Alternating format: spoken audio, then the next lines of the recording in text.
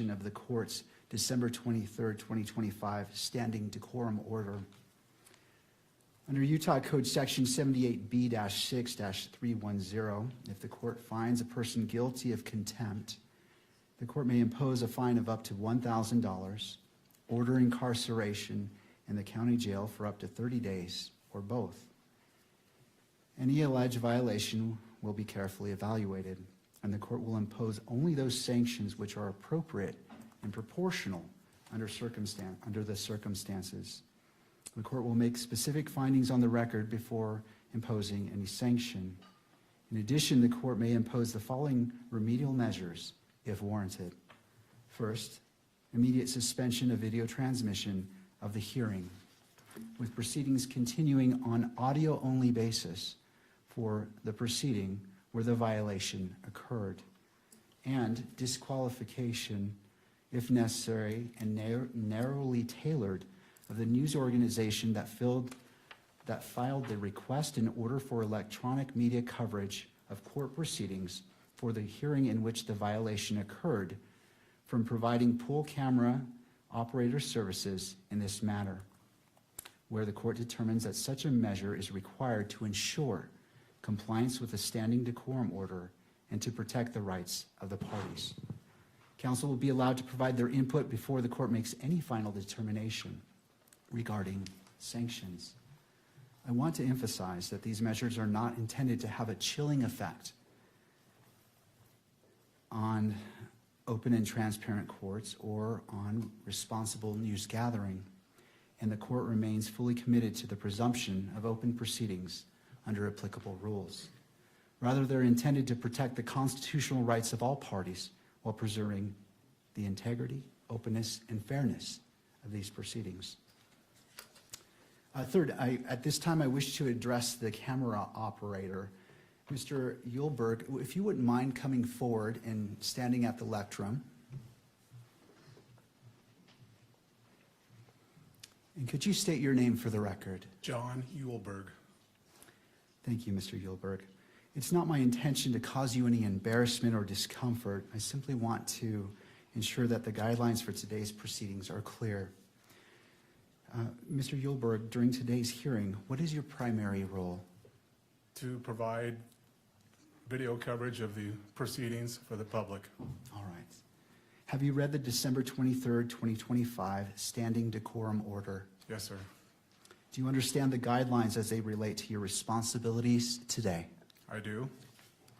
Do you need any additional time to review the December 23rd, 2025 standing decorum order, or any time to reposition the camera to ensure full compliance with those guidelines?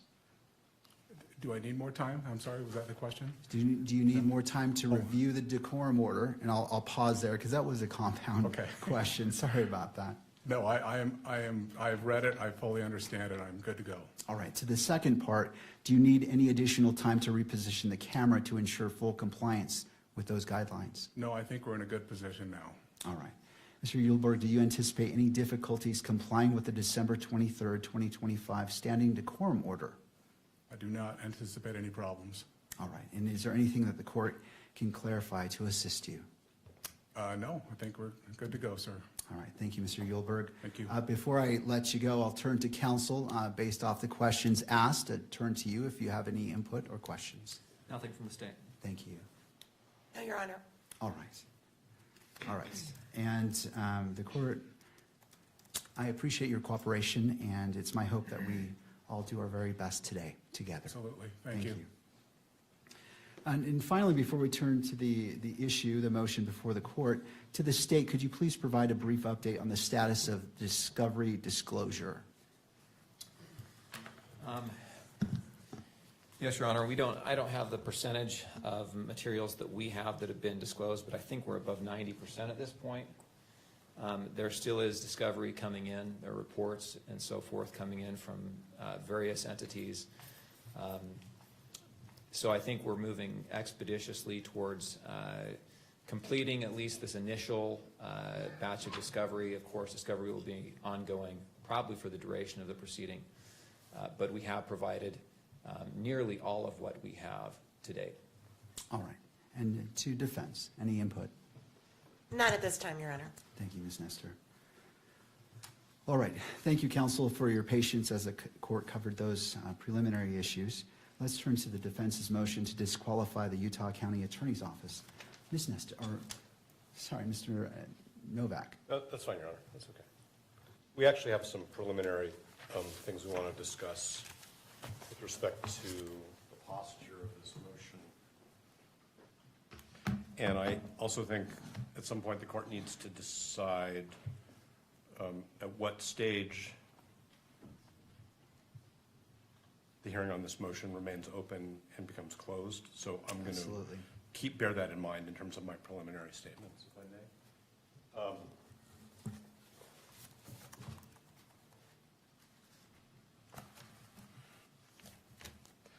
When we filed this motion to disqualify, and when I say we, I mean Mr. Robinson's counsel,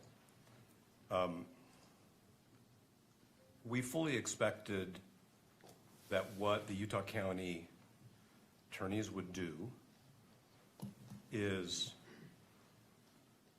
refer the motion to the Attorney General's office so that the Utah County attorneys are not in the position of representing their own interests as potentially conflicted attorneys in a potentially conflicted office, and representing the state's interest in the prosecution. We heard informally from the state's attorneys that they were preparing a response and when it would be provided. And then what we received, and again, I'm bearing in mind that we're in an open hearing at the moment, was a brief where I'm going to say the unsworn representations of two attorneys from that office are basically integrated into points and authorities. We don't have affidavits from Mr. Gray or from the other attorney. We have argument. We noted in our reply that we were surprised, that's in footnote 2 at page 4, that the Utah County attorneys were representing themselves in connection with a motion alleging that they have a conflict of interest and that the state was not being represented through the Attorney General's office. We did some further research on this, and you know, we have some case law that we can provide the court. I suspect that the court is very familiar with the fact, just from its own experience, that in appropriate circumstances, the Attorney General's office can either, one, represent the state in what was a county prosecution with respect to a disqualification motion so that the boundaries are clear, or if there's an ultimate finding or conclusion that there's a conflict of interest, take over the prosecution or assign it to another county. So we're very concerned that we're getting off on the wrong foot, if I can use that metaphor, because we have officers of the court who are both representing their own interests in continuing to be the prosecutors in this case and representing the state in a situation where there should be what I would call, at least temporarily, conflict counsel. I'm not sure that's the term the Attorney General uses, representing the state's interests. There's a Supreme Court decision which is called State v. Jimenez, Jimenez, which I can provide a citation for. There are subsequent cases, but it's pretty clear that this is the type of a case. I'm not saying that Jimenez compels that action, but it seems to me to strongly suggest that where there is a showing, I'm not sure what the threshold showing is. I don't want to say it's a prima facie showing or a reasonable concern, but where there's a showing that there very well may be a conflict of interest that hasn't been handled by a particular state attorney's, county attorney's office, that what's in the interest of the litigation, of the public, of the parties, is for the Attorney General to step in. And the citation for State v. Jimenez, if I may, is 588 P. 2nd 707. Of course, I can provide the court with the Utah citation as well.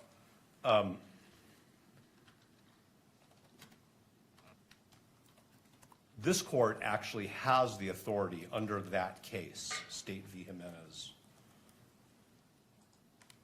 to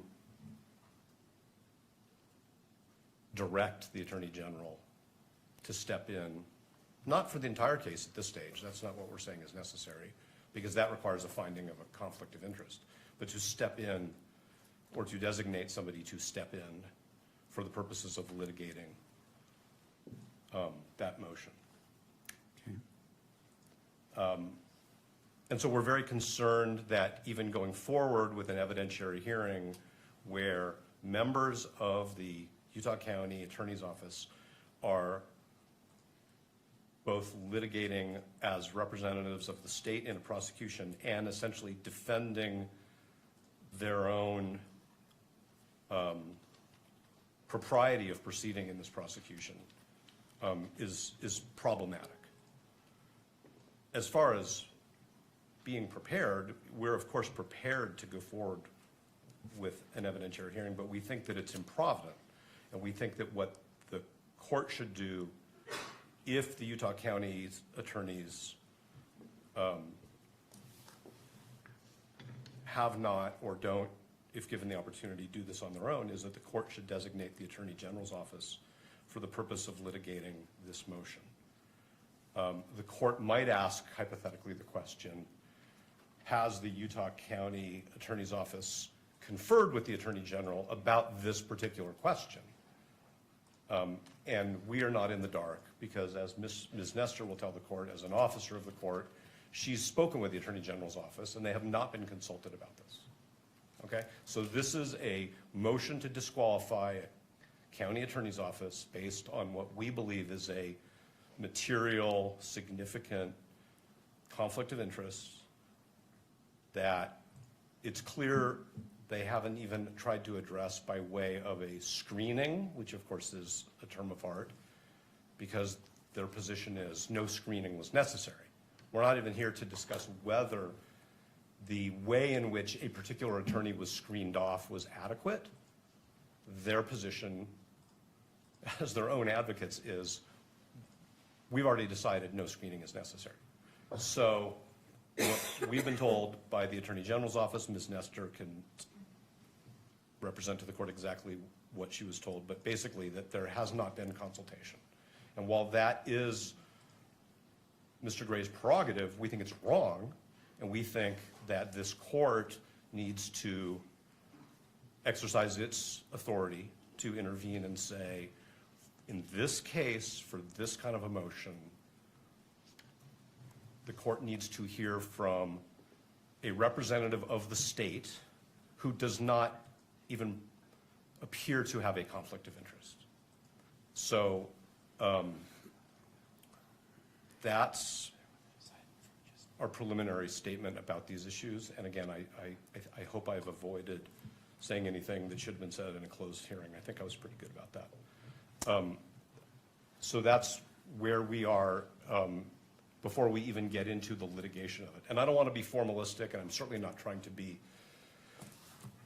confrontational, but I think actually what we think the court should do is the court should strike the Utah County Attorney's response to our motion and direct the Attorney General to take up the responsibility for responding to our motion in whichever way clearly non-conflicted attorneys representing the state think they should, how it should be responded to. And if I've muddled, I always say this, Your Honor, if I've muddled anything or confused anything, please say so, and I'll try to clarify. Thank you. I do have some questions for you as it relates to this. I wish to consider all the authority that you wish to cite to. I mean, obviously, you came into this hearing knowing that this is something you're going to present, and this court wants to be efficient with time, but thorough, Yes. and not jumping to conclusions. Can you give me all the authority that you wish for me to consider in considering your request today? Yes, and I think what we could also do, which maybe would be more helpful to the court, is that we could file a short brief on this particular issue, because I will acknowledge that while we were surprised that the brief was filed by the same lawyers who are alleged to have this conflict of interest, it took us a little bit of time and we wanted to get that filed in time for today's hearing because the court set the hearing.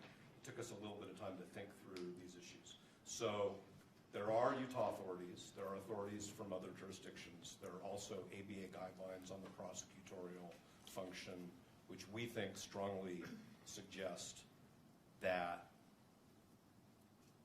there should have been what I'll just call a referral to the Attorney General's office for this particular motion. I can stand here and I can give the court case names and numbers and sections from the ABA standards, but it was not our goal to, of course, put the court on the spot and require the court to, like, go back into chambers, think about it for, some pressured period of time and come back out and make a decision. So if it would benefit the court for us to file something, and I don't mean in a month, I mean very soon, so that the court has thoughtfully presented points and authorities, we're happy to do that.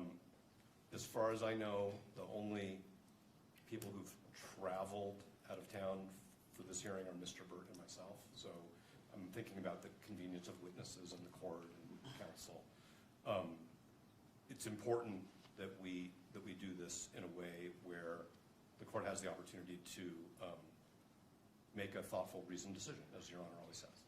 So that would be our proposal, is that if the court is open to receiving authorities, that we recess this hearing for, whatever meets the court's schedule, whether it's a week or 2 weeks or a few days, and we can provide the court with something, and we'll come back. But we do think this is a serious issue, because I think the question of who litigates this issue on behalf of the state is in itself wrapped up in this conflict.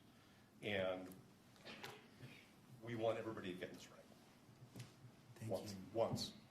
My question for you is, knowing this, why didn't you file a motion prior to today's hearing, knowing that the court would be in this position based off of your request, to prepare the court, prepare opposing parties, and to be efficient in our use of time? I'm trying to understand. I understand what you're saying, and I understand that things evolve, but I'm trying to understand why that wasn't filed in advance of the hearing to put the court on notice at the very minimum, and just to allow the court to do what the court does. I hear what the court's saying, and I think we can take responsibility for not sufficiently presenting the authorities that we think compel what I've just suggested should happen. We noted in our reply brief that the county attorney should not be representing themselves. And that's probably an inadequate message to the court. But we did file a motion to disqualify. And inherent in a motion to disqualify based on the conflict of interest, we anticipated would be that the state attorneys would seek representation from a clearly non-conflicted, appropriate prosecutorial authority, which, as I've done further research, and Mr. Byrd and Ms. Visser and Ms. Nestor and I have all done further research, literally up until earlier this morning, we think it's pretty clear that this court has the authority to make that, I'm going to call it a referral. I think it's an order referring it to the Attorney General if the Utah County attorneys choose not to do so. And the additional information, which we did receive today, I'll just tell you that, was that there had not been any communication between the county attorneys and the Attorney General's office concerning this issue. So I'll fall on my sword. If the court thinks I should be sanctioned for not bringing this up sooner, I hear the court. but we are,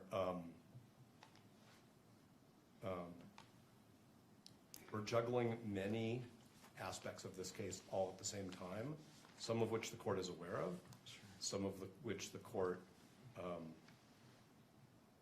probably is not aware of, but the court can imagine. No, and I appreciate that. And it's not the intent to sanction you. I understand that issues come up, and there's a lot going on. And so the court appreciates your candor and representation today. So these items can evolve. And so the court is not finding fault with you. It's just hoping that as it requires a lot of time and resources for you and for fellow attorneys and for the opposing party and for other parties, we just might want to make sure we make the best use of our time when we're together. I hear everything the court is saying. I take it to heart. I understand what the court's saying, and we are cognizant of the time that the court devotes to preparation for these hearings.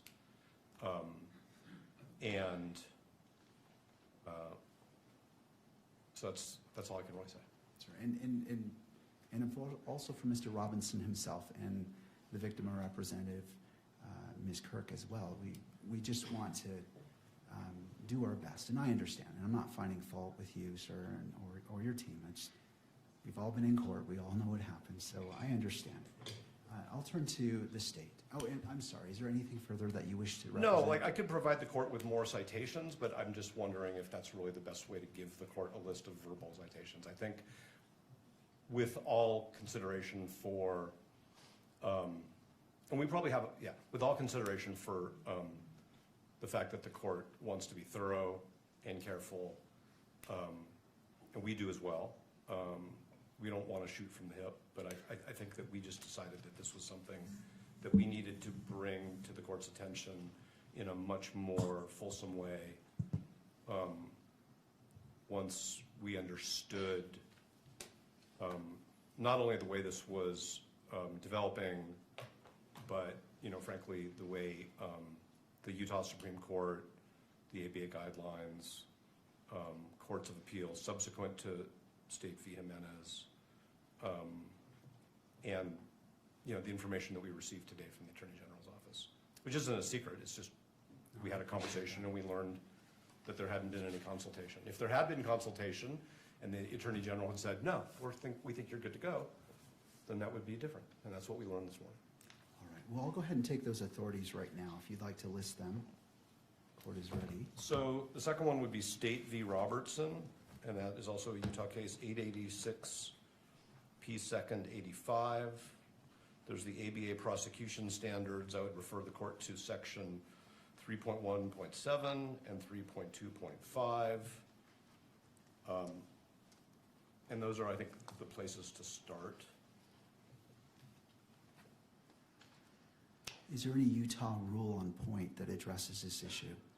So the case of State v. Jimenez, which I referred to, which is the Supreme Court, does actually cite a statute. Okay. Anything further that you wish for this court to consider at this point in the proceeding as it relates to this issue? No, and depending upon the statements of counsel, we may have some response if the court permits it. Of course. Thank you. Turning to the state, Mr. Gray.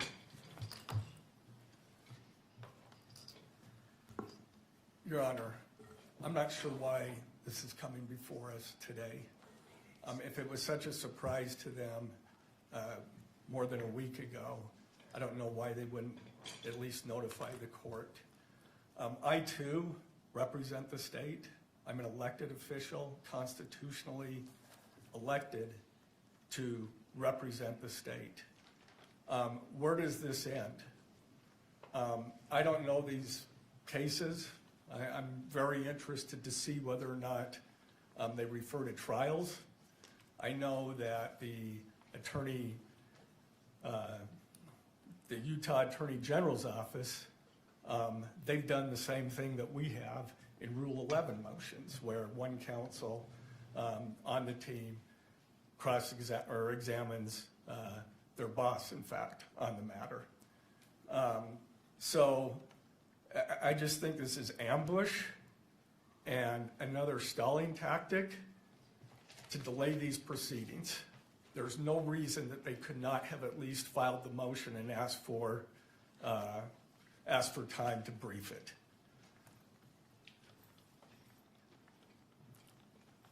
And where does it end?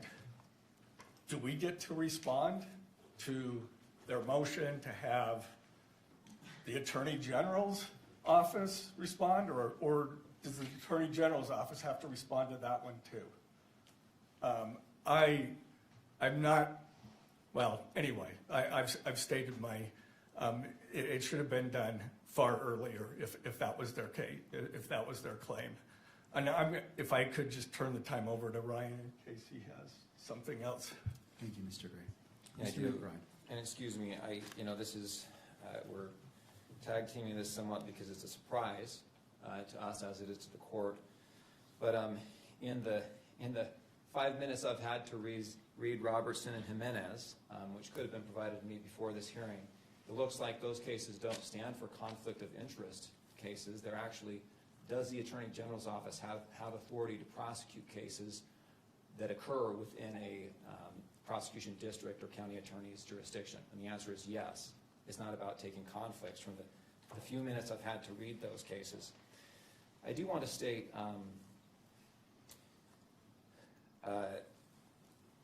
this is, of course, the first time this has been raised to us.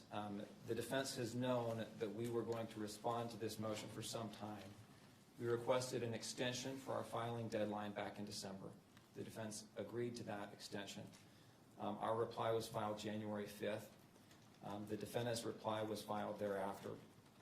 And in that reply, the tone of that reply is mentions that they thought that perhaps a special prosecutor would be appointed to handle the conflict case, but in the alternative says we'll be able to, we want to subpoena witnesses to establish the facts that are laid out in the state's opposition motion or memorandum. And that was what we understood was going to happen today. You have a family member of a prosecutor who has been subpoenaed. An affidavit has been supplied to the court. We believe that affidavit is adequate, but it wasn't adequate from the defense perspective, so they subpoenaed that person. Prosecutors have been subpoenaed for today's hearing. We have 2 investigators that have been subpoenaed for today's hearing. And we are ready to go, Your Honor. I think that the motion, or the request that the defense has made, assumes that a conflict does exist and that there's an inability of the party who has been accused of a conflict to defend themselves. And I just don't think that that's true. If there is a conflict, which is the question that this court is to decide, the case will be referred. Until that conflict has been established, the case is properly in the jurisdiction that has statutory authority over that offense. And until that conflict has been established, the Utah County Attorney's Office has this case and can defend its involvement in this case. I got just a moment to review my notes and see if there's other points we want to make on this. Of course.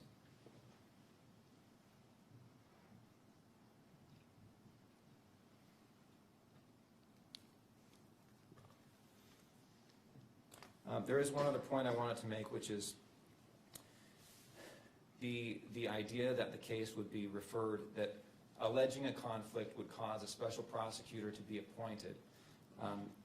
That really assumes that there is a conflict, and until that conflict has been established, there is no duty for the case to be referred to another jurisdiction or another special prosecutor to handle. And it raises some of the issues that have been brought up in some of the case law regarding creating or alleging conflicts. There's a lot of case law that talks about how it can be a tactic to try and remove cases from one prosecutor's authority to find a more lenient prosecutor, find a more favorable prosecuting authority that's not going to seek, for example, in this case, the death penalty. And there's a lot of case law that talks about you can't call opposing counsel as a witness in a case unless they're absolutely necessary. And the reason is because it can be a forum shopping effort. And we're concerned with that same kind of motivation or tactic that could be used in this case or other cases like it. Anytime you, as opposing counsel, you don't like the offer you're getting, the way the prosecution is being handled, you allege a conflict of interest, and all of a sudden, the county attorney's office has to spend $10,000 to hire a special prosecutor just to handle that one issue, regardless of whether or not it's supported or whether or not a conflict exists. That's a concern we have. Your Honor, we're ready to go forward today. We think the evidence that will be presented today will illuminate the issues adequate that Your Honor can make a decision about whether or not a conflict exists, and we don't need to delay this proceeding any further. We're confident the court will see the facts as they are and be able to make that determination.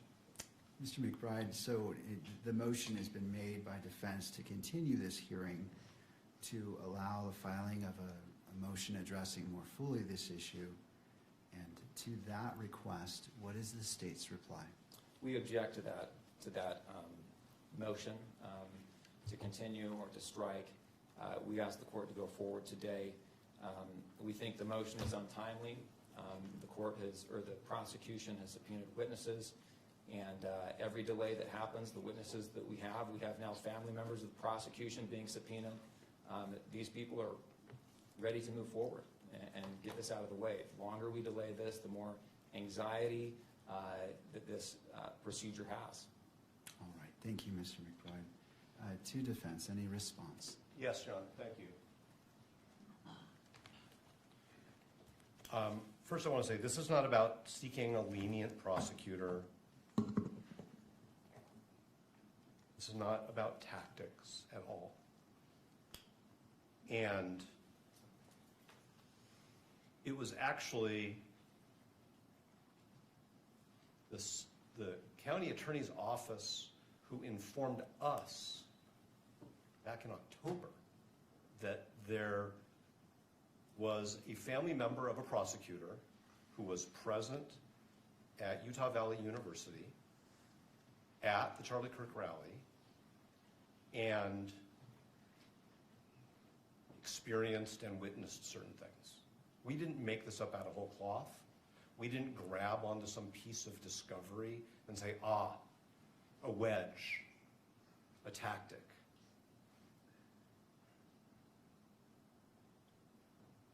The Utah County Attorney's Office informed us in late October that we needed to know about this, and we informed them, fine, that's your position, it's not a conflict of interest. We think it is, and we intend to litigate it. So it's not a tactic, it's not something that we've made up out of whole cloth because, like I said, we found a needle in a haystack. It's something that they properly brought to our attention, but we firmly believe that the law supports the conclusion that that particular prosecutor should have been screened off. There's good case law on screening, which we did fully cite in our briefs in a timely way, and there was no effort to screen off that prosecutor, and that has now created a problem for the whole office. That is not made up out of whole cloth, and like I said, it's not about tactics or lenience or delay. This isn't delaying anything, at least on our part. The other thing that I want to point out is to say that until this court decides there's a conflict of interest, somebody else shouldn't be handling this issue is circular. Because by that point in time, the court would have already allowed the conflicted attorneys to represent the state in a hearing on their potential conflict. So I actually think the way you avoid that circular argument and the sort of harm that arises if the court were to find that there is a conflict is to at least temporarily have the Attorney General's office handle this. Yes, Mr. Gray is an elected official, but that doesn't mean that his office doesn't have a conflict of interest. Conflict of interests arise. A judicial officer decides to become a prosecutor. A prosecutor decides to become a judicial officer. That's actually where most of the case law comes from, as Your Honor knows. A defense attorney changes careers and becomes a prosecutor. There has to be a screening. The case law is very clear that the screening has to be adequate. There's been no screening here because Mr. Gray decided we don't think there's a conflict of interest. And what we're saying is, it's not a needle in a haystack, it's not a tactic, it's not a fiction, it's not a, you know, a thin reed. The evidence that the court has suggests, number one, that there's a very good possibility that as a legal matter there's a conflict of interest. That's why we need to have an evidentiary hearing, because the court doesn't have all the facts. And number two, that the Utah County Attorney's Office, because they decided early on, without consulting with anybody, that they didn't have a conflict of interest, didn't put any screening mechanisms in place. And so I understand that they want to defend the decisions that they've made, but the question is, shouldn't the state be represented by somebody else in the course of this court resolving whether those decisions were right? Because to quote the law and to quote the ethics, the Utah County Attorney's Office is now serving two masters. I don't like that word, but that's the word in the doctrine. They're representing themselves, and they're representing the state of Utah. And that's why the Attorney General or somebody else designated by the Attorney General should be representing them in this matter. And I do want to say one more thing, if I may, Your Honor, and I appreciate the court's patience. I think that the way we raise this issue in our reply brief is not as accommodating to just letting it go as counsel suggests. What we said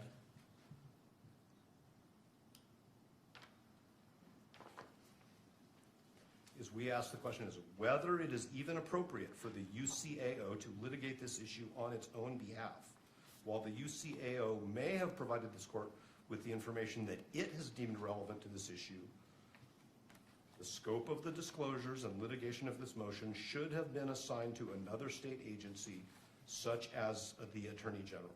We didn't suggest that this court should appoint a special prosecutor for all purposes, or that the filing of this motion means that the Utah County Attorney's Office is automatically disqualified from the litigation. That's the point of the motion, is whether they had a conflict of interest, and if they did, whether they handled it. And it's our position, correctly, and it's our position that the answer is yes and no. So I understand there are witnesses here, people are ready to go. We think that the court should either accept briefing or agree with us that the referral is appropriate. And I want to cite, if I may, the citation by the Supreme Court in Jimenez. So this is 588 P. 2nd. It's 707, but this is at 708. This is the statute quoted by the Supreme Court.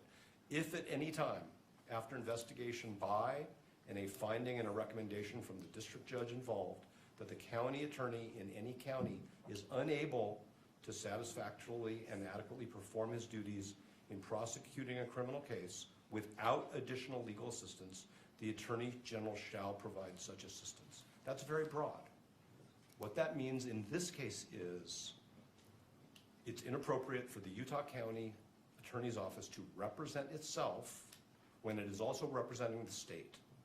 And that for this motion, this court has the discretion, we would say, respectfully the obligation, to designate the Attorney General to represent the state, the people of the state of Utah, in this motion. And depending upon how the court rules on the motion, then we have to see what happens next. So is it your position that the court has discretion to make that decision?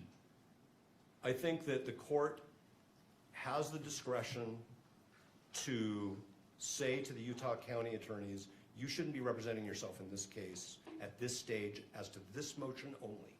Continue to do what you do while this motion is pending, and we will resolve this motion. I am not suggesting that they should stop the work that Mr. McBride talked about preparing discovery, having their agents interview witnesses. We want to get this motion resolved in a timely way. It is not a stalling tactic. But I'm not saying, let me be very careful because I don't want to misinterpret the court's question. I'm not saying that whatever this court decides is the right decision because the court has discretion. We believe that the law requires that the county attorney's office be represented by somebody else for this motion. What I'm saying is the legislature gave the court the authority to compel that when the state attorney and the attorney general haven't done anything about that yet.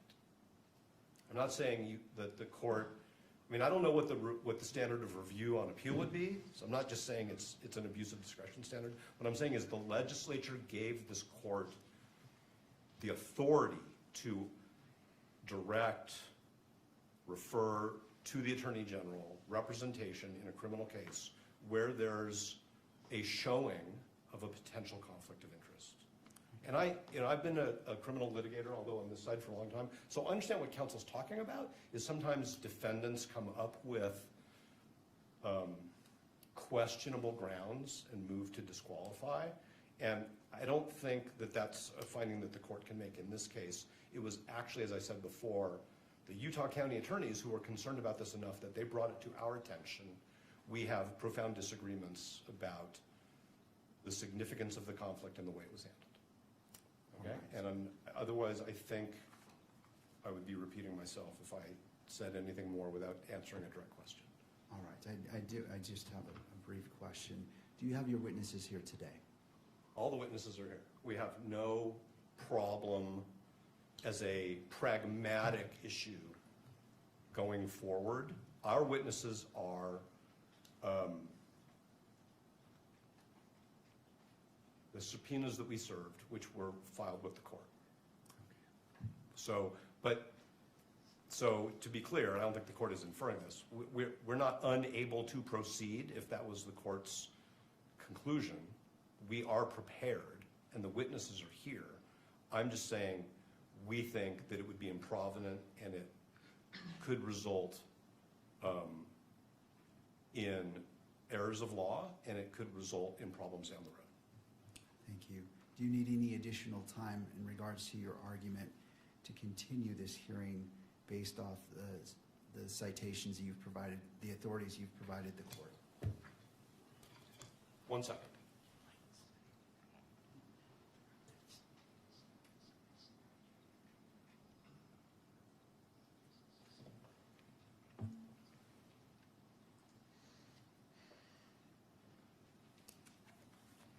No, thank you.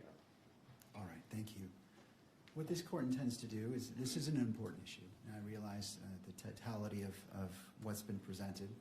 And my question in regards to your witnesses is, it was informatory. I just wanted to see if depending on what the court rules, if the parties, I don't want to disadvantage either party in that. So this is an important issue, and this court wishes to take a brief recess. I want to look at what's been provided and make see where the court needs to go. I want to inform myself, take a moment to look at it, and as opposed to just making a snap decision and taking into consideration all parties and the constitutional rights of all parties as well. With that, we will be in a brief recess. I always hesitate to give the time because sometimes I appreciate you being here. Court is in a brief recess. Thank you. All rise.